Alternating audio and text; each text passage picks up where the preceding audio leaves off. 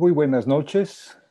En nombre de la Universidad Autónoma de Yucatán, a través de la Feria Internacional de la Lectura Yucatán, les doy la bienvenida a esta mesa, 5 libros centenarios, una invitación a leer. En esta mesa, 5 distinguidos académicos nos hablarán de igual número de títulos que este 2020 han cumplido un siglo de haberse publicado. Los títulos son de Sigmund Freud, Más allá del principio del placer, de Alfred North Whitehead, El concepto de naturaleza, de Clark Wiesler, Los indios de las planicies de Norteamérica, de Alexander Chayanov, Viaje de mi hermano Alexis al país de la utopía campesina, y Tablada, Clipo y otros poemas. Y los académicos que se referirán a estos títulos son Esteban Krotz, del CIRE, de la Unidad de Ciencias Sociales, del Centro de Investigaciones Regionales de la Universidad Autónoma de Yucatán, Elafani Quintal Avilés, del Centro INA Yucatán, Sandra L. Ramírez Sánchez, del Centro Peninsular en Humanidades y Ciencias Sociales de la UNAM, Rodrigo Llanes Salazar, también del CEPSIS UNAM, y Romina España Paredes, del mismo Centro de Investigaciones. Bienvenidos, bienvenidas, Elafani, Sandra Ramírez, Esteban, bienvenido Esteban, Romina y Rodrigo. Gracias por acompañarnos. Gracias por proponer realizar esta mesa como parte de las actividades virtuales de la FILEI. Antes de dar la palabra al moderador de esta mesa, Esteban Krotz, quiero invitarlas a hacer sus preguntas, sus comentarios en el Facebook. Al final tendremos oportunidad de conversar unos minutos con los participantes en esta mesa. Muchas gracias, bienvenidos, bienvenidas de nuevo. Adelante, Esteban, por favor. Muy buenas noches a los colegas, las colegas que están aquí conmigo y a todos quienes nos están acompañando en esta mesa 5 libros centenarios, una invitación a leer. No en balde se suele comparar la lectura de una novela con un viaje. El lector, la lectora, son llevados a través de la lectura prolongada y pausada a otra ciudad, región, cultura o época, al mundo vital de otras personas con otras historias, otras cotidianidades, afectos, ideas, vicios, virtudes, enredos. Todo esto con más o menos correspondencia con la realidad objetiva y familiar, a veces completamente inverosímil. Pero esto lo que vale para las novelas de ficción, pues también vale para otro tipo de libros. Porque cuando uno lee un libro de filosofía o de espiritualidad o de ciencia, entonces uno también entra a otro mundo. Cuando uno lee libros de geografía o de historia, obviamente. Pero también cuando uno lee libros sobre temas políticos y sociales, libros sobre artes o sobre tecnología, o biografías de personas de la historia, a veces biografías de gente que escribe libros. También ahí la lectura se vuelve viaje. Se vuelve viaje a otras culturas, a otros momentos, a otras ideas, otros argumentos, otros debates, otros temas que a veces uno ni siquiera sabía que eran temas de discusión. La lectura se vuelve así viaje por el conocimiento acumulado de la especie humana, y estos viajes nos dan ideas, nos dan impulso para pensar Y estos libros pues pueden haberse publicado unas pocas semanas, pero también pueden haberse publicados hace generaciones, siglos o hasta milenios, cosa que a veces en algunos modelos educativos no se toma muy en cuenta, donde se insiste mucho en los libros muy recientes, los de las últimas semanas o de los últimos años. Y eso es así, especialmente en ciencias sociales y en ciencias humanas, porque esos libros no resuelven ningún problema actual, pero no son instructivos o recetarios para resolver asuntos concretos de la actualidad. Pero pueden impulsar la imaginación para entender mejor a uno mismo frente a la actualidad y para entender mejor la actualidad, que es la actualidad también de la gente con la que convivimos. Y tal vez, no pocas veces, un libro también contribuye a confirmar la voluntad de cambiar situaciones adversas para la felicidad humana. Algunos de esos libros, después de un tiempo, se llaman clásicos. Hay clásicos que son clásicos y luego después desaparecen. Otros son clásicos de manera definitiva. Pues tenemos esos libros, tenemos esta riqueza, y lo que hemos tratado de hacer, y hoy lo estamos haciendo por tercera vez, el doctor Rodrigo Llanes del CEFSIS de la UNAM y un servidor, es presentar en la Filey siempre un conjunto de libros que ya tienen 100 años de antigüedad, que se publicaron exactamente hace 100 años. Empezamos en 2018 con libros de 1918, seguimos en el 2019 con 5 libros del 1919 y en este 2020 pues también presentamos cinco libros. Los 5 libros nos llevan a diferentes lugares, a diferentes grupos lingüísticos, nos llevan a ideas y disciplinas diferentes. Enrique Martín, que nos dio la oportunidad para presentarlos aquí por esta vía, ya expresó los títulos que están también en el anuncio. Los libros no tienen ninguna relación entre sí. Lo único que tienen en común es que son libros que se han publicado hace 100 años y hay otros libros interesantes que se publicaron hace 100, 200, 300 años.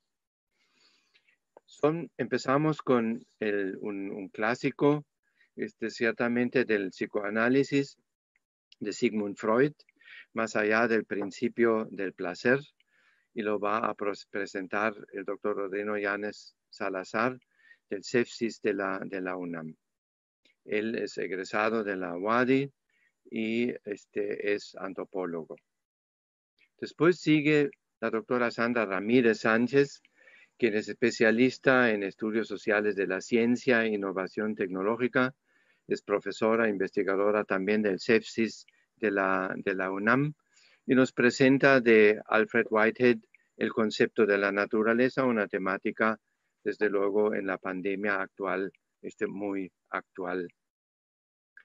Seguimos con Elafania Quintal, egresada también de la Facultad de Ciencias Antropológicas de la UADY, antropóloga, que labora en el Centro Yucatán del INA, y nos presenta un libro de un antropólogo norteamericano, donde se trata de los indios norteamericanos de las grandes llanuras, es decir, aquellos pueblos originarios que como ningún otro de América ha inspirado la lectura, el cine y también la imaginación sobre América. Sigo yo mismo con un libro utópico de un agrónomo ruso, Viaje de mi hermano Alexis al país de la utopía campesina, y terminamos con la presentación de la obra Lipo y otros poemas de Juan José Tablada, que nos va a presentar la doctora Romina España Paredes egresada también de la Facultad de Ciencias Antropológicas de la UADY y doctora en Ciencias Latinoamericanas, profesora investigadora también del CEPSIS de la UNAM. Agradezco a todos los colegas que se han tomado el tiempo y el trabajo de leer y volver a leer textos y de elaborar un comentario que no es un análisis detallado de la obra, sino cada uno tiene 10 minutos para presentar algo de la obra y tal vez del autor que pueda impulsar la lectura del libro. Y también quiero terminar diciendo que los agradecemos mucho a la revista autónoma de la Universidad Autónoma de Yucatán, que las primeras 2 mesas que hicimos ya han sido reelaborados los aportes en forma de artículos, y si alguien tiene interés en los libros que en el 2018 cumplieron 100 años y en el 2019, pues pueden leer los números 272 y 274 de la revista, y lo que presentamos hoy en una forma más amplia y con sus notas a pie de página y sus imágenes van a estar también en un próximo número de la revista autónoma de la revista de la Universidad Autónoma de Yucatán. Como lo dijo ya Enrique Martín, existe la posibilidad a través del chat de hacer preguntas y comentarios. Ahora cada uno de nosotros va en 10 minutos introducir una obra y al final tenemos algún tiempo para dar respuesta o hacer algún comentario sobre los comentarios que estamos recibiendo. Así que muchas gracias por su asistencia, su atención, y empezamos con la primera presentación del doctor Rodrigo Yanes sobre Sigmund Freud, más allá del principio del placer. Sí, buenas noches.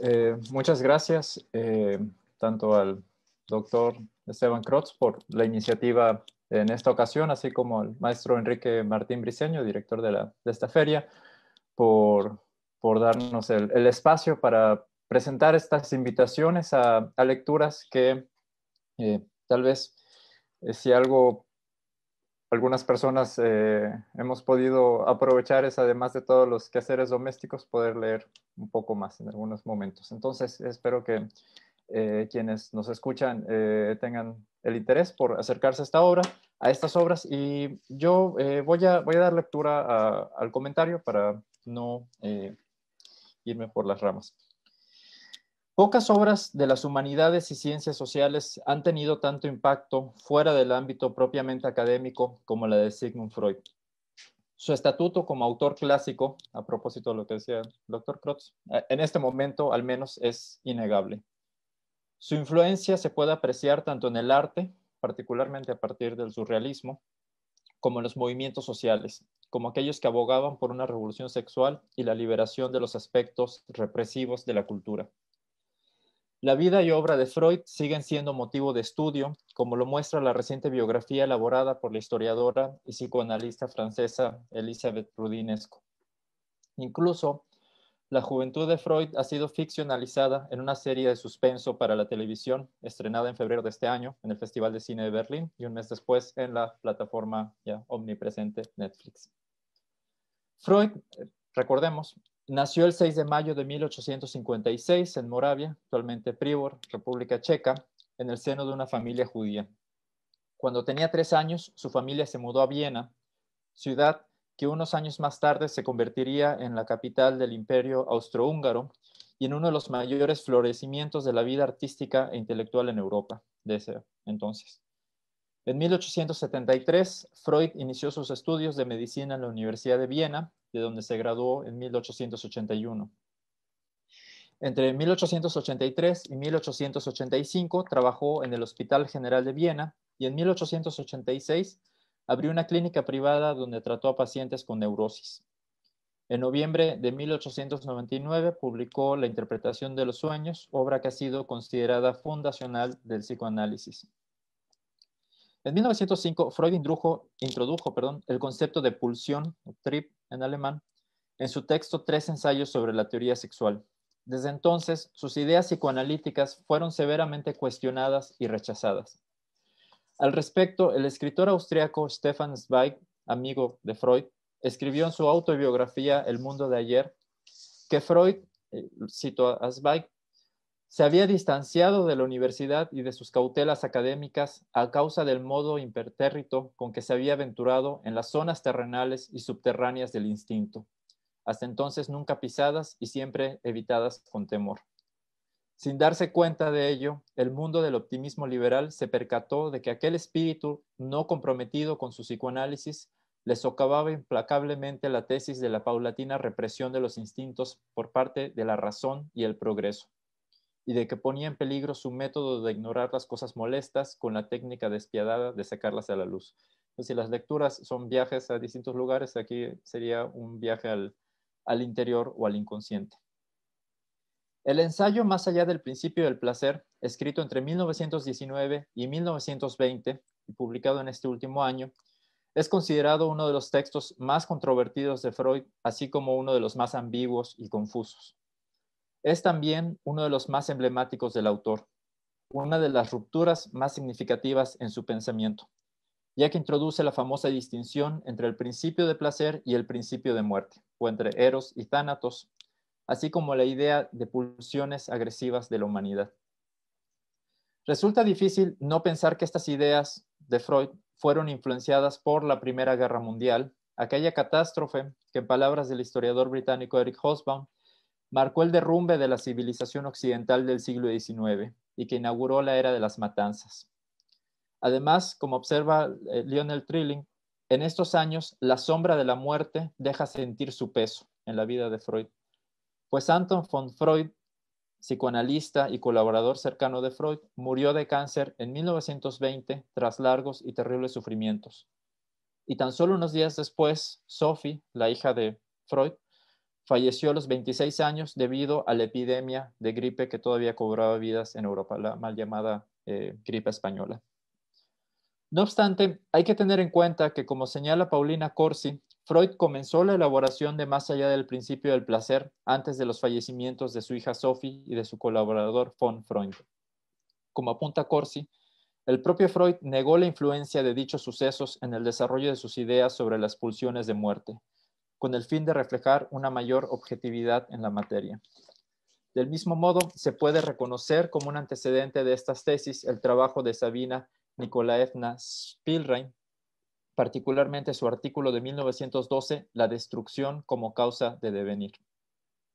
En dicho artículo, Spielrein propone la existencia de un instinto de muerte en el funcionamiento psíquico, aunque, como veremos más adelante, a diferencia de Freud, Spielrein consideró que dicho impulso formaba parte, junto con el impulso reproductivo, del instinto sexual. En cualquier caso, tanto Spielrein como Freud convendrán en que no todo el funcionamiento psíquico puede ser explicado a partir del principio del placer. Como el propio Freud reconoce en el texto, Más allá del principio del placer, constituye el tercer paso en su teoría de los instintos, siendo los dos anteriores la extensión del concepto de la sexualidad y el establecimiento del narcisismo. Más allá del principio del placer está estructurado en 7 apartados. En el primero, Freud plantea que, lo cito, en la teoría psicoanalítica suponemos que el curso de los procesos anímicos es regulado automáticamente por el principio del placer. Y unas páginas después aclara que, lo cito de nuevo, es inexacto hablar de un dominio del principio del placer sobre el curso de los procesos psíquicos. Existe efectivamente en el alma fuerte tendencia al principio del placer, pero a esta tendencia se oponen, en cambio, otras fuerzas o estados determinados, y de tal manera que el resultado final no puede corresponder siempre a ella.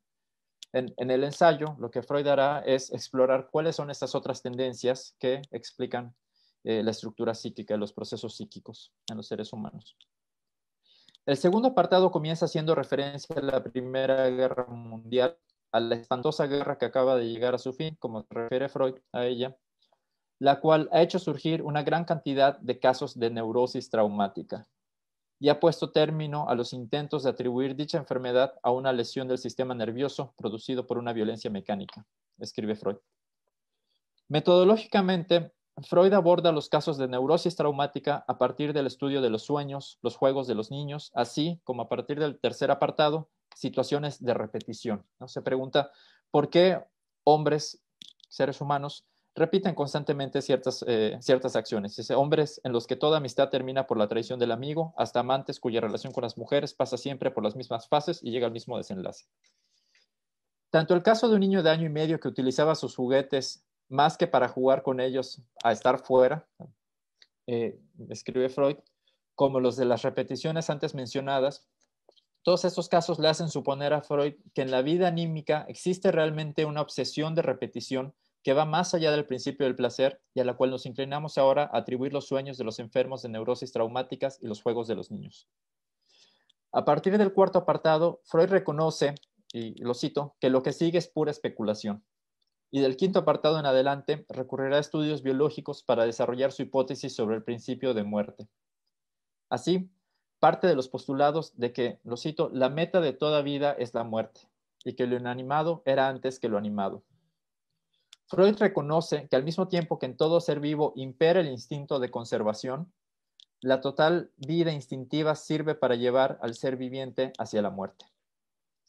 Es en el apartado sexto en el que Freud introduce de manera explícita el argumento de que los instintos del yo tienden a la muerte, que proceden de la vivificación de la materia inanimada y quieren establecer de nuevo el estado inanimado. Estas fuerzas operan junto con los instintos sexuales o de vida, es decir, a diferencia de Spielrein, el instinto de muerte no es parte del instinto sexual, sino que es un instinto distinto al sexual o de vida. Así, escribe lo siguiente, y cito, hemos llegado a distinguir dos especies de instintos, aquellos que quieren llevar la vida hacia la muerte y otros, los instintos sexuales, que aspiran de continuo a la renovación de la vida y la imponen siempre de nuevo. O como lo expresan páginas más adelante, partimos más bien de una decidida separación entre instintos del yo o instintos de muerte e instintos sexuales o instintos de vida. Para finalizar el comentario, las tesis sobre el principio de muerte han resultado de gran importancia para el psicoanálisis y otros campos del conocimiento. De manera notable, continuó siendo trabajada por Melanie Klein y sus seguidores. No obstante, incluso después del nacionalsocialismo, que condenó los trabajos de Freud, y de la Segunda Guerra Mundial, el postulado sobre el principio de muerte fue severamente desacreditado o rechazado en Alemania. Trabajos más actuales en el campo del psicoanálisis reconocen la importancia de más allá del principio del placer por las nuevas posibilidades que esta idea abrió a la teoría psicoanalítica, aunque también algunos analistas han planteado que la tesis de una fuerza innata para explicar la destructividad no es necesaria en el campo clínico. Por otra parte, la discusión de conceptos como necropolítica, propuesto por el filósofo camerunés Hakim Membe, ha llevado a algunos estudiosos a retomar el concepto de pulsión de muerte de Freud para analizar problemáticas como la relación entre los cuerpos, el capitalismo contemporáneo, la violencia y el terror.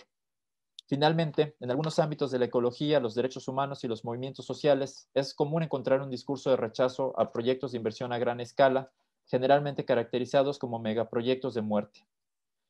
¿Acaso las ideas de Freud sobre la evolución cultural como una lucha entre los instintos de vida y los de muerte pueden arrojarnos luz para comprender estos conflictos? ¿Qué implicaciones tendría leer hoy más allá del principio del placer a partir del concepto de cultura entendido no solo como una represión o negación de los instintos, sean de vida o de muerte, como lo hizo Freud, sino también a partir de sus dimensiones utópicas, es decir, como entramados de prácticas y significados que pueden contribuir a la búsqueda de la aspiración de felicidad que preocupó a Freud? Aquí, muchas gracias. Muchas gracias a ti, Rodrigo, por mostrar también como una obra que muchas veces es vista como una obra específicamente o limitada a la psicología o al psicoanálisis. De hecho, da ideas para pensar la sociedad, la cultura, los movimientos sociales, los derechos humanos. Seguimos con la presentación de la obra de un filósofo, Alfred Whitehead, el concepto de la naturaleza. Por favor, Sandra. Muchas gracias. Bueno, pues yo quisiera plantear esta pequeña introducción o invitación a leer este texto de Whitehead a partir de 3 preguntas que para nada son sencillas, aunque cuando escribí el comentario yo decía que eran preguntas sencillitas, en realidad no son preguntas sencillas, pero que me sirven como el marco alrededor del cual quisiera hacer esta invitación a leer a un filósofo tan importante hoy por hoy como es Whitehead. La primera pregunta es si puede una reflexión filosófica acerca de la ciencia ayudarnos a comprender estos tiempos. Y cuando me refiero a estos tiempos, quiero hablar de estos tiempos pandémicos, violentos, llenos de incertidumbre, muchos miedos, etcétera, etcétera, etcétera. La segunda pregunta es si deberíamos tratar de comprender de otra manera a eso que llamamos naturaleza, que es justamente el objetivo que tiene Whitehead en el texto que les voy a presentar, y que se opone al concepto dominante implantado a partir de las revoluciones científicas y tecnológicas del siglo XVII, que es la idea de una naturaleza como un objeto neutral, afuera, etcétera, etcétera. Y bueno, la tercera pregunta es si Alfred Whitehead podría ofrecernos con su obra algunas pistas para responder a las preguntas anteriores. Y como se pueden imaginar, la respuesta a estas 3 preguntas es un sí. Sí, las 3 cosas. Sí tendríamos que pensar la ciencia de alguna manera y más implicada con lo que nos ocurre ahora. Sí tendríamos que repensar el concepto de naturaleza y, por supuesto, sí Whitehead nos ofrece algunas pistas para repensar estas cosas. Ahora, el texto que les vengo a presentar fue presentado en forma de conferencias en 1919 en el marco de una cátedra que hasta la fecha se sigue impartiendo en el Trinity College, que es el mismo college de donde estuvo Newton, y es la cátedra Turner.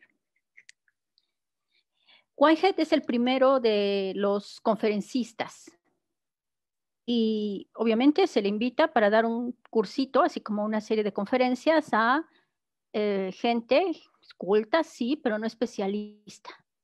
Y bueno, él es un gran especialista. Él unos años antes había publicado con un filósofo y matemático muy importante, que fue su alumno, los Principia Mathematica, que revolucionaron todo el pensamiento lógico y matemático del siglo XX, que es Russell. Y los Principia Mathematica, que son de autoría Russell Whitehead, establecen un antes y un después dentro de las matemáticas. Ahora, el texto que les presento hoy, que es justamente ahorita voy a compartir pantalla.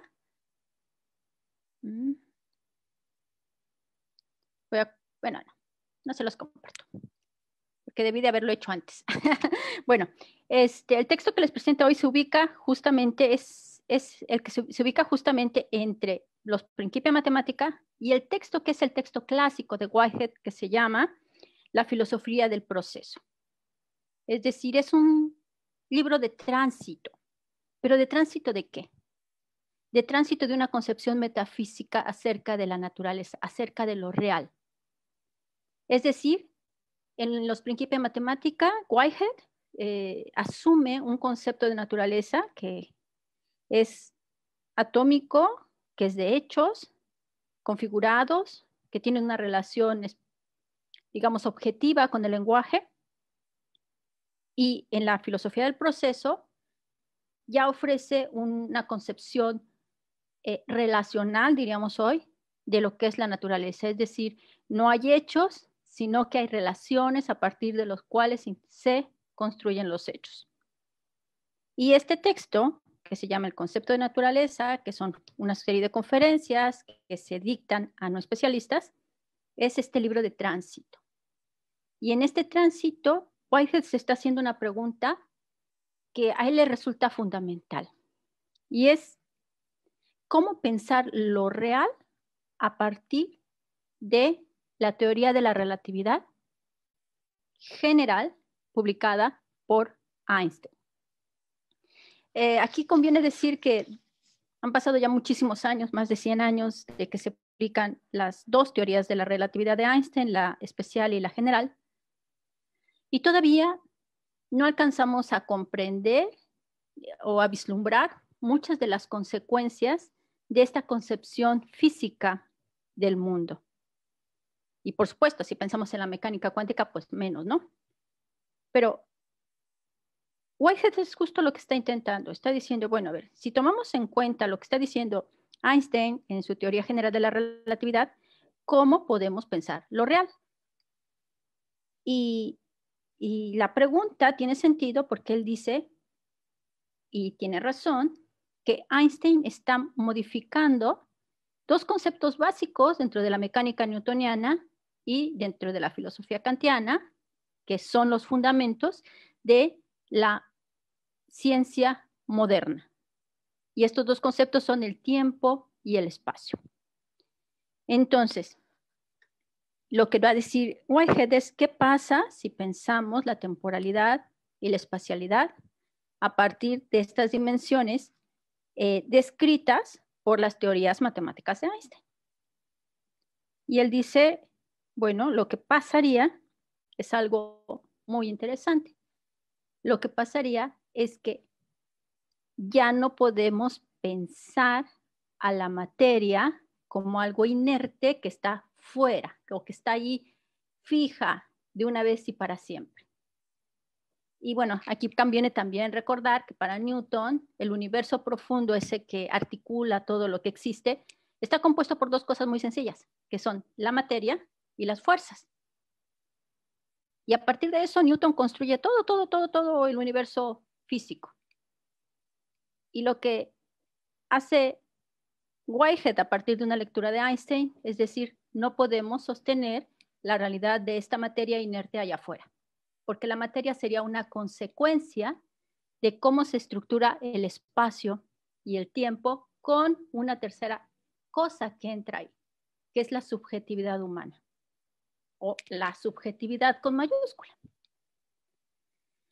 Esto que parece tan así, tan rarísimo, en el fondo lo que nos está diciendo es que todo aquello que nos rodea, todo aquello en lo que existimos, no es un afuera, sino es algo con lo que nosotros estamos íntimamente vinculados.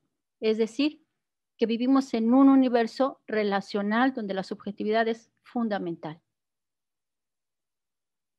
Y esto explicaría por qué Whitehead se convierte en un filósofo de cabecera para autores y autoras muy contemporáneas, como son Donna Haraway o Bruno Latour, que son filósofos de la ciencia que están tratando de pensar a la naturaleza de una manera diferente, no como un objeto que podemos usar, no como una cosa a la que podemos recurrir solamente con fines económicos, no como algo que podemos violentar, sino como algo en lo que nosotros estamos no solo inmersos, sino en lo que nosotros vivimos, en la que somos. Que la naturaleza no es un objeto, que la naturaleza no es un recurso, sino que es algo que procesualmente va ocurriendo y que no podemos usar solamente porque sí. Bueno, Haraway y por ejemplo, piensan con Stengers que la naturaleza debería tener derechos políticos. Pero bueno, esos son autores contemporáneos influidos por Whitehead. Porque la innovación profunda de Whitehead es decir, antes que haber individuos, antes que haber objetos, antes que haber cosas, hay relaciones. Y eso lo que significa es que está desbaratando, o al menos tratando de insinuar, un camino diferente al iniciado por los griegos hace miles de años, donde primero es la sustancia y luego los accidentes.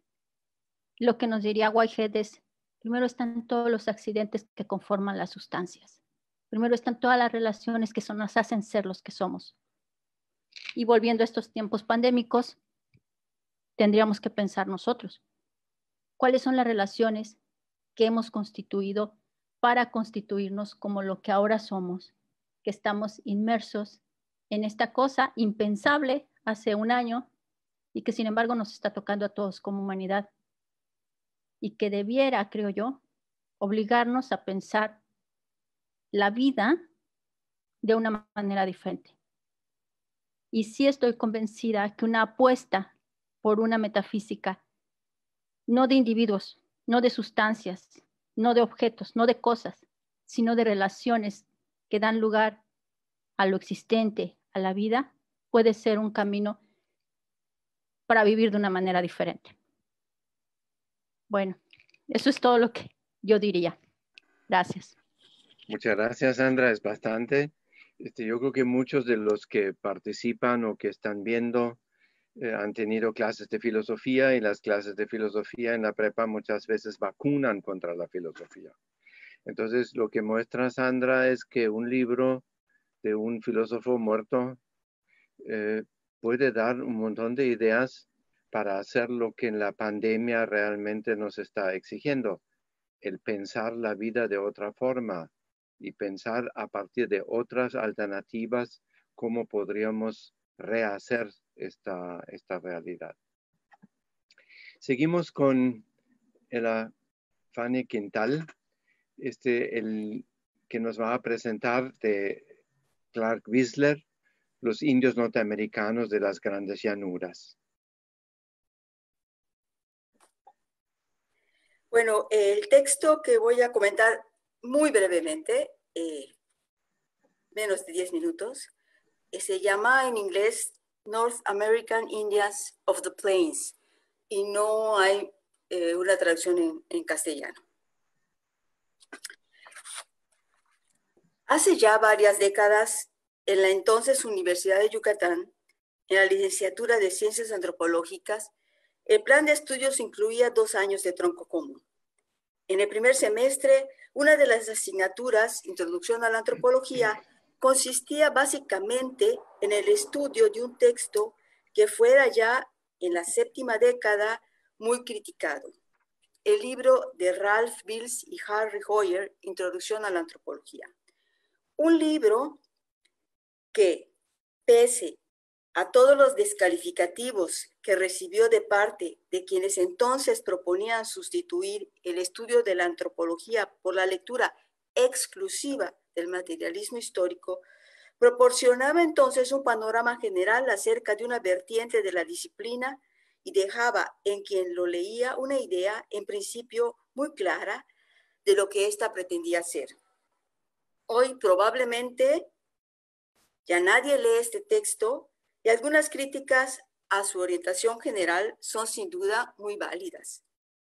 Pero su contenido incluía 4 páginas sobre las nociones de área cultural y edad del área, y que son conceptos elaborados por el autor que comento, Clark Wissler. Wissler nació cerca de Cambridge City, Indiana, en 1870. Se casó en 1899 y falleció a los 76 años en 1947. Entre 1983 y 1899 estudió psicología en la Universidad de Indiana, y en 1901 obtuvo el doctorado en psicología en la Universidad de Columbia. Boas, quien es considerado el padre de la antropología norteamericana, y Wissler coincidieron por un tiempo tanto en la Universidad de Columbia como en el Museo de Historia Natural de Nueva York. Sin embargo, a diferencia de lo que se piensa, Wissler no fue un alumno de Boas, con quien tuvo más bien una relación bastante tensa. En 1905, cuando Boas abandonó la dirección del Museo de Historia Natural, el cargo fue asumido por Wissler hasta que éste se jubiló. Eric Ross sostiene que posiblemente el distanciamiento entre Boas y Wissler se haya debido en cierta forma a lo que Ross considera la simpatía de Wissler hacia planteamientos eugenésicos y racistas. Con 174 páginas, el texto consta de un prefacio, un listado de contenido, 8 capítulos, bibliografía e índice. Incluye también 57 planos, mapas, dibujos y fotografías. Para Wissler, este pequeño libro, entre comillas, es también un sumario de hechos e interpretaciones de lo que es la cultura de los indios de los Estados Unidos. Según el autor, la forma más frecuente de caracterizar a los indios norteamericanos es considerarlos como grupos diferentes unos de otros, con una organización social propia a los que denominaba tribus. Dado que varias tribus en proximidad física exhiben rasgos semejantes y en cierta forma diferentes de los de las tribus menos cercanas, considera Wissler que es apropiado agruparlas en áreas geográficas o áreas culturales. Entre las principales características que comparten las tribus de las llanuras estaban la cacería del bisonte o búfalo, el uso del tipi o tienda cónica hecha de piel, vivir durante una parte del año en cobertizos semisubterráneos. En tiempos tempranos transportaban sus pertenencias por medio de perros a los que ataban un armazón de madera. Tenían sociedades masculinas de soldados para controlar el orden, se reunían anualmente para llevar a cabo la danza del sol, y con la llegada de los europeos se convirtieron en grandes jinetes. Carecían de agricultura o la practicaban en muy pequeña escala. Cocinaban sus alimentos por medio de piedras calientes que introducían en recipientes de piel, entre algunos de los rasgos compartidos por los indios de las grandes llanuras. En este texto, Wissler plantea aspectos clave de su teoría del cambio cultural. Para algunos autores, los rasgos similares en culturas diferentes se deben a la invención independiente. Para Wissler, esta situación puede explicarse también por el fenómeno de la difusión. Cito, se acepta por lo general que la mayoría de las culturas contienen rasgos adquiridos por difusión o préstamo, así como algunos enteramente originales, conformando un todo muy difícil de analizar. Cierro la cita. Según Wissler, de las tribus de las grandes llanuras, todo niño estadounidense tiene alguna información, porque los Dakota Sioux derrotaron en 1876 al general Custer, y los nombres de Toro Sentado y Nube Roja son familiares a todos estos niños. El texto, como habría de esperarse, es ampliamente descriptivo y va acompañado, como sucede con toda buena etnografía, de mapas, dibujos y fotografías. Por la importancia que revisten ciertos rasgos, prácticas y actividades para la cultura de los indios de las llanuras, las descripciones del autor son especialmente prolijas. Por ejemplo, acerca de todo lo que se refiere a la caza del búfalo y el trabajo con la piel de este animal. Una de las danzas más célebres en la historia de estos pueblos fue The Ghost Dance, traducida como la danza de los espíritus, de los fantasmas o de los espectros. Al parecer, la danza se originó hacia 1888 en el área de las mesetas de Nevada y desde ahí llegó a las tribus de las llanuras. Tiene esta danza un amplio trasfondo mesiánico, pues el tema es la llegada de un Mesías indio que terminaría con la raza blanca, restablecería a la población de bisontes y con esto las costumbres anteriores a la llegada de los europeos. Aunque Wissler no amplía demasiado respecto de The Ghost Dance, abre la puerta para que en esta reseña nos acerquemos muy brevemente a un episodio por demás significativo de la vida de los indios de las grandes llanuras norteamericanas. Realmente, esta danza puede ser vista como una forma de culto, como parte de un movimiento indígena de revitalización hacia fines del siglo XIX. Anunciaba el retorno de la muerte ghost, el derrocamiento de los blancos y la vuelta a la forma de vida tradicional. En 1890 llegó esta danza a la tribu Sioux y coincidió con lo que se ha llamado el brote Sioux en 1890. Este brote y esta danza culminaron en la masacre de Wounded Knee en el sur de Dakota a manos del 7º Regimiento de Caballería y ha sido considerada la mayor confrontación contra los indios de la llanura por parte de los norteamericanos blancos.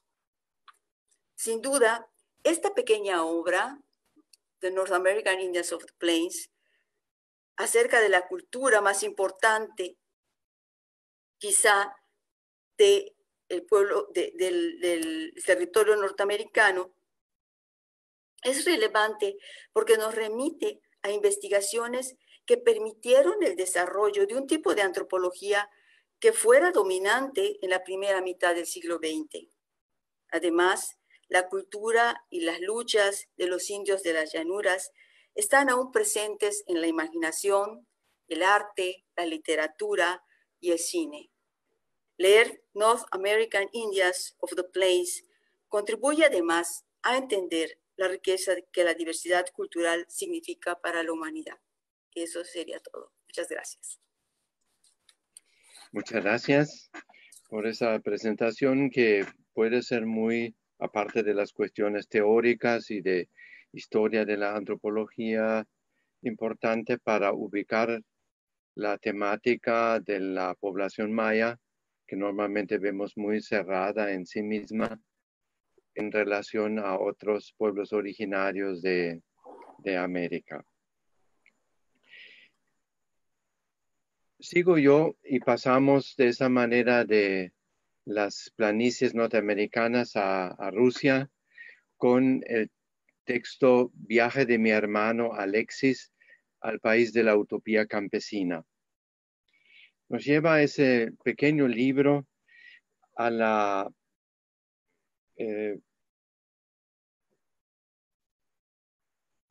Rusia después de la Revolución Rusa, una situación caótica por los efectos de la Primera Guerra Mundial, por la gripe española, por las pérdidas territoriales por el Tratado de Paz y el intento de fundar un orden social y político y económico inaudito, nuevo, que implicaba la expropiación y nacionalización de los recursos naturales y de las grandes empresas, la construcción de una administración estatal centralizada, la separación de iglesia y Estado, etc. Cambios que obviamente produjeron el miedo entre la población rural, tradicionalmente conservadora, y en los demás sectores sociales mucho más pequeños también. Pero el otro problema, aparte de los problemas políticos, sociales y económicos, el otro problema era un problema teórico, porque el primer país con régimen comunista contaba con solo un muy reducido núcleo de trabajadores asalariados y prácticamente muy poca población urbana también. De manera que no había modelos teóricos a seguir para todo esto. Después de la muerte de Lenin en 1924 y el ascenso definitivo del estalinismo, estos intentos se fueron, como todos sabemos, hacia otro lado. Pero es en este momento de búsqueda que escribe Alexander Chayanov su obra utópica Viaje de mi hermano Alexis al país de la utopía campesina. Chayanov nace en una familia más o menos acomodada, tiene una buena formación escolar de base y se hace agrónomo, pero de esta generación nueva de agrónomos que ya no querían emplearse en las grandes haciendas con agricultura extensiva y explotación de la mano de obra jornalera barata. Y después también tenían ciertas reticencias con respecto a las granjas colectivas creadas por el régimen soviético, sino más bien estaban interesados en entender cómo funcionaban los campesinos y esto los llevaba a adentrarse en las comunidades campesinas de su país y los ponía en contacto con ideas de socialismo agrario, con antimonarquismo campesino, y esto permea también la obra general de Chayanov, quien a los 25 años ya era un autor conocido, había publicado obras importantes y seguirían otras sobre la economía campesina en Alemania y en Rusia, y tenía una cierta presencia en el mundo de los especialistas. Su obra utópica relativamente corta, consiste de 14 capítulos, y la obra empieza con un evento poco explicable en la casa de su hermano, y lo que sucede allá lo catapulta a la Moscú de 1984. Eso es una cosa bastante curiosa de la literatura utópica, porque no tiene nada que ver con el libro de Orwell, y Orwell, hasta donde se sabe, tampoco sabía nada de Chayanov. Pues es una mera coincidencia que esta obra se ubique en 1984 en Moscú. En esa época, la ciudad de Moscú, que supuestamente ya tenía 5 millones de habitantes, esta ciudad en la cual se encuentra el viajero por el tiempo, ese hermano de Chayanov, es una ciudad, como él la describe, que parecía un parque ininterrumpido, en el interior del cual surgían a diestra y siniestra grupos de edificios que parecían pequeñas ciudades dispersas. Según se entera, a través de lectura de libros y a través de conversaciones con rusos, en los años 30 se había iniciado la ruralización del país y la consiguiente destrucción de las ciudades como lugares de viviendas. Como le explican algunos de los rusos, cada ciudad nuestra es simplemente un lugar de reuniones, la plaza central del distrito. No es un lugar donde se vive, sino un lugar de diversión, de reunión y de algunas actividades. Es un punto, no una entidad social.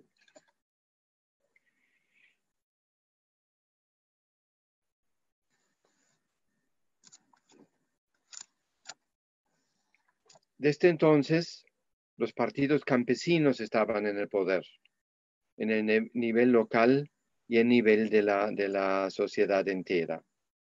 Y a pesar de que hay en esta Moscú y en esta Rusia de 1984 minas, campos petroleros y bosques bajo el control del Estado, y que hay fábricas con obreros protegidos por la legislación, la actividad económica básica es la agricultura y la ganadería, llevadas al cabo con mucha mano de obra, en forma cooperativa y, como dice el libro, sin el colectivismo de Estado de funesta memoria. En las aldeas donde viven las personas, abundan museos y exposiciones, ferias, conciertos y teatro, y se nota también la vigencia de tradiciones culinarias y de diversiones rurales antiguas. Particularmente llamativa es la tecnología muy avanzada, particularmente una tecnología magnético-eléctrica, pues permite tanto la protección efectiva de las fronteras como la distribución bien calculada de la lluvia necesaria para la producción de alimentos y de flores. Especialmente en los capítulos 9 y 11 se explica al viajero por el tiempo los procesos de cambio económico, social y político ocurridos que todavía no han sido completados, por lo que siguen existiendo residuos capitalistas y dificultades con respecto a la distribución igualitaria de la renta. Pero, como se le dice, los cambios iniciados ya en los años 30 se basan en el avance de las ciencias sociales y humanas y las 9/10 partes de nuestro trabajo, se le explica, se efectúan según métodos sociales, o sea, métodos basados en las ciencias sociales, que son precisamente una de las características de nuestro régimen. Para algunas opiniones, ese libro de Chayanov, que a lo mejor incluso fue la primera parte de una parte que nunca se escribió o que se perdió cuando él fue detenido, procesado y finalmente ejecutado por su oposición al régimen. Leer ese libro solamente tiene interés para especialistas en la historia rusa o en la bibliografía utópica. Sin embargo, yo creo que tiene interés justamente en este año de 2020, donde hace 2 meses el Programa Mundial de Alimentos de las Naciones Unidas obtuvo el Premio Nobel de la Paz. Porque este programa y las ideas de Chayanov que nos llevan a la vía campesina, a la Declaración de las Naciones Unidas sobre los derechos de los pequeños campesinos, nos ayudan a repensar lo que es lo esencial en la vida, todo lo que hemos visto en esos días y meses y probablemente años de la pandemia, donde nos damos cuenta de que lo esencial finalmente es la producción de alimentos a cuyos productores pagamos tan poco y donde lo importante es el agua potable, cosa que no cuidamos suficientemente bien. Entonces, una utopía de un país lejano, de una época pasada, nos puede ayudar a pensar esta nueva normalidad, que no es la de ahorita, sino que va a ser la nueva normalidad que tenemos que construir, y donde la producción de alimentos y el cuidado del agua es algo que no en primera instancia debe dar ganancia a algunos o ser fuente de trabajo muchas veces excesivamente duro y pesado, sino que debe ser algo que produzca la base para la vida en comunidad, para la vida del buen vivir, como se podría decir desde América Latina, para la felicidad de todos. Seguimos con la última presentación, la presentación de Romina España sobre la obra de José Juan Tablada, Lipo y otros poemas. Gracias, Esteban, por la invitación. También muchas gracias al maestro Enrique Martín por el espacio. Voy a compartir de una vez pantalla porque yo sí voy a apoyarme un poco en la presentación de imágenes, ya que, bueno, lo amerita el texto que vamos a comentar. Bien. Un segundito. Bien, como bien comenta Esteban, yo voy a hablar de José Juan Tablada, particularmente esta obra que ahora cumple también unos buenos años, que es Lipo y otros poemas. Leo para no irme también con el tiempo.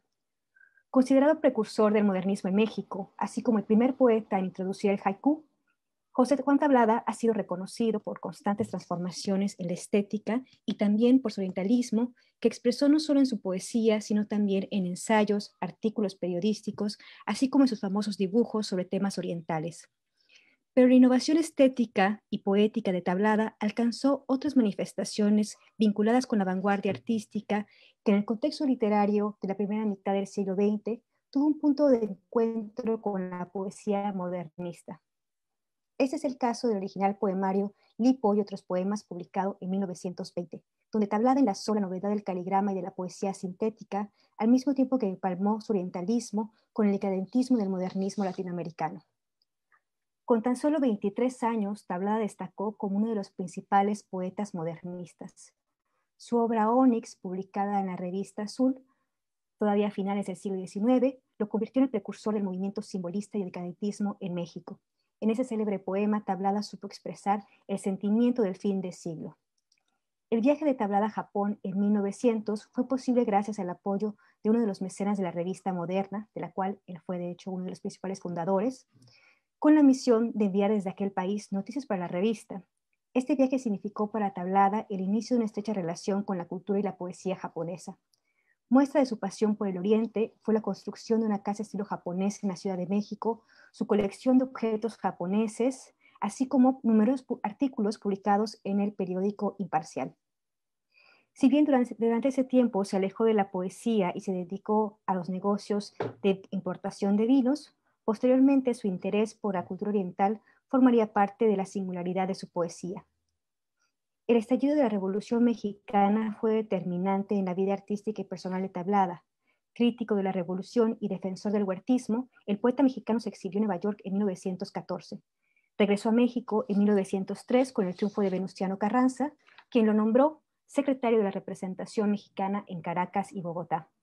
A partir de este año vieron a la luz sus conocidos poemarios El Sol y Bajo la Luna, que se considera parte de los primeros poemas de la época media, así como aquellos muy conocidas obras de la época moderna que incluyen la célebre colección de poemas haikus llamado Un Día, Poemas Sintéticos, publicado en 1919, así como los poemarios El Jarro de Flores de 1922, La Feria de Poemas Mexicanos de 1929 y por supuesto el libro que nos interesa hoy, Lipo y otros poemas. Aquí les comparto una imagen de uno de sus haikus que además ella hacía las ilustraciones. Lipo y otros poemas introdujo la innovación del caligrama en la vanguardia mexicana. Conformado por 56 páginas y publicado en Caracas en 1920, este libro revela que su autor estaba familiarizado con el libro Caligramas del poeta francés Apollinaire, quien poco antes utilizó el ideograma para ilustrar el poema con palabras. Siguiendo esas coordenadas que unían imagen y palabra, dibujo y poesía en una misma composición, pero retomando a su vez su propia experiencia como pintor modernista y amante de la cultura oriental, Tablada experimentó con esa expresión que sintetizaba lo lírico y lo gráfico. Al respecto, en la defensa de su poesía ideográfica ante las críticas de otro conocido poeta, Ramón López Velarde, Tablada señaló que su poesía visual trascendía el referente de Apolinar. Cito brevemente a Tablada: además, mi poesía ideográfica, aunque semejante en principio a la de Apollinaire, es hoy totalmente distinta. En mi obra, el carácter ideográfico es circunstancial. Los caracteres generales son más bien la síntesis sugestiva de los temas líricos puros y discontinuos, y una relación más enérgica de acciones y reacciones entre el poeta y la causa de su emoción. Mis libros, Un Día y Lipo, lo explicarán mejor que esta exégesis prematura. Cierro la cita. Dividido en dos partes, Lipo y otros poemas aborda la vida del célebre poeta chino de la dinastía Tang en el siglo VIII. Lipo, que es el pronombre del poeta, quien embriagado por el vino muere intentando alcanzar la luna reflejada en un lago. Mezclando escritura autógrafa, como vemos en este dibujo, e impresa, Tablada retrata la vida decadentista del poeta que aspiró a ser artista en la corte del emperador, pero cuya vida bohemia lo llevó finalmente a su muerte. Lo vemos en esta imagen, donde se ilustra con la misma escritura la luna y poco a poco la caída del poeta en el río. Con este guiño al decadentismo finisecular y al estilo de vida iconoclasta frente a los valores y la estética de su época, las expresiones de la vanguardia y del modernismo coinciden en este excepcional poemario. Esto hace de Lipo y otros poemas una muestra original de la apropiación estética de diferentes expresiones literarias y culturales en el marco de la literatura mexicana. El poemario de Tablada reconcilia estéticas que en el contexto europeo eran antagónicas, tal como fue el caso de la poesía parnasiana y simbolista, que a su vez tenía diferencias, y la vanguardia, que a partir de su crítica al arte burgués, cuestionaba la finalidad del arte por el arte. Como parte de esta apropiación estética, en Lipo y otros poemas, Tablada también retomó la forma sintética del haiku, que ya había experimentado anteriormente en su poemario Un Día, solo que ahora sumó este esfuerzo por la brevedad y la síntesis el ideograma chino. En sus caligramas, lo visual se convierte en una sugerencia de lo verbal. Lo que no se dice en palabras se dice con la imagen y viceversa. Es el caso del caligrama del pájaro, que ven ustedes en pantalla, es el caso del caligrama de pájaro, en el que la imagen y la palabra muestran el ave cantando en una rama. La inquietud por la síntesis es evidente en el mismo discurso que dirigió a López Velarde, defendiendo la originalidad de su poesía. Al respecto dice Tablada lo siguiente, lo cito: además, la parte gráfica sustituye ventajosamente la discursiva o la explicativa de la antigua poesía, dejando los temas literarios en calidad de poesía pura, como lo quería Mallarmé. Mi preocupación actual es la síntesis, en primer lugar porque solo sintetizando creo poder expresar la vida moderna en su dinamismo y en su multiplicidad. En segundo, porque para subir más, llegando a ciertas regiones, hay que arrojarse lastre. Cierro cita. La segunda parte del poemario está dedicado a otros poemas ideográficos, 14 en total, que retoman temas distintos al oriental y recuerdan a la estética de la vanguardia del cubismo y el futurismo. Un ejemplo es el poema Ruidos y perfumes en un jardín. Imagen y onomatopeya, podemos observar, pájaros y olores de gasolina coinciden en un mismo espacio, vinculando el ideograma cubista a la exaltación de la modernidad del futurismo. A 100 años de la publicación de Lipo y otros poemas, la siempre cambiante personalidad poética de Tablada sigue generando admiración sobre esta original obra, en la que su autor hace coincidir la estética del modernismo y de la vanguardia, de los mundos del orientalismo y la modernidad, así como las formas del esteticismo y la iconoclasia. Por fortuna, este peculiar libro, que por mucho tiempo fue bastante difícil encontrar, se ha vuelto cada vez más accesible para los lectores.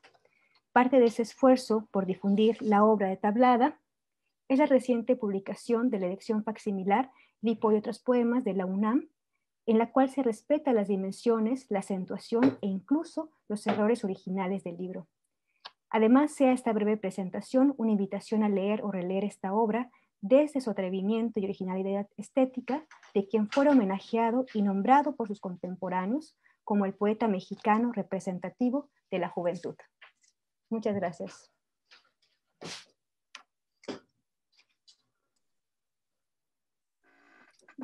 Dejo de compartir.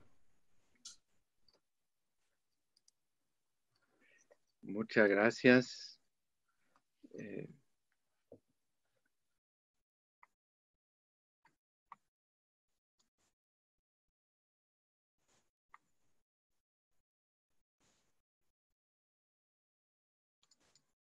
Muchas gracias,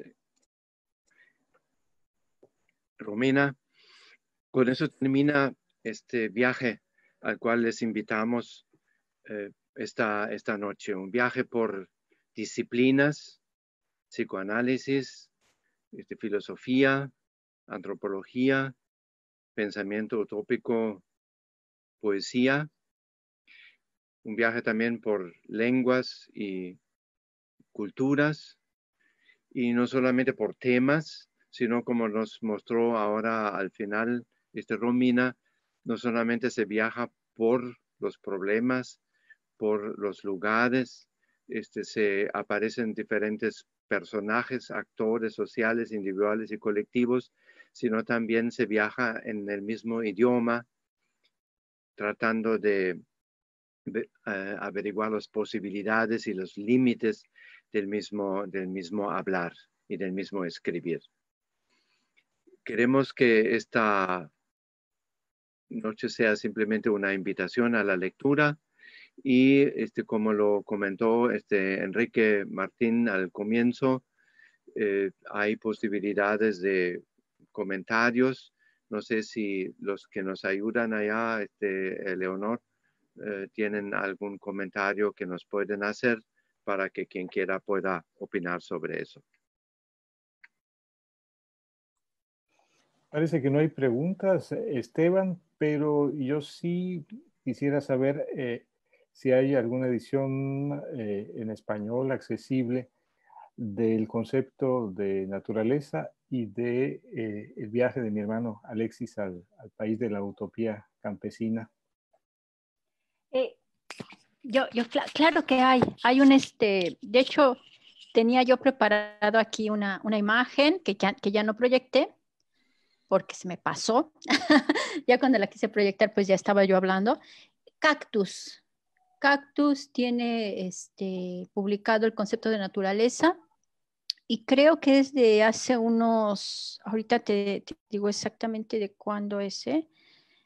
Es de...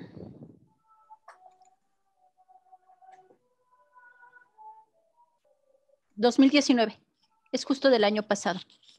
Entonces sí se consigue muy fácilmente, no es caro, y es una buena traducción. Del inglés al castellano está bastante... bueno, a mí me parece que es muy buena traducción. Sí, y con respecto a al texto de Chayanov, Chayanov fue muy conocido a partir de los años 70 en América Latina, pero también en África y en Asia por sus estudios sobre la economía campesina, que es un mamotreto bastante grueso y incluso algo complicado. Y se publicó también en una edición argentina, entonces su utopía, pero nadie la tomaba en cuenta. Entonces existe esa antigua versión en cuadernos pasado y presente, y también recientemente se ha hecho una reedición en el Fondo de Cultura. O sea, sí se puede leer también. Pues muy bien. Bueno, nos dicen que hay muchos comentarios, felicitaciones. Agradecemos mucho a quienes nos han seguido a través de Facebook.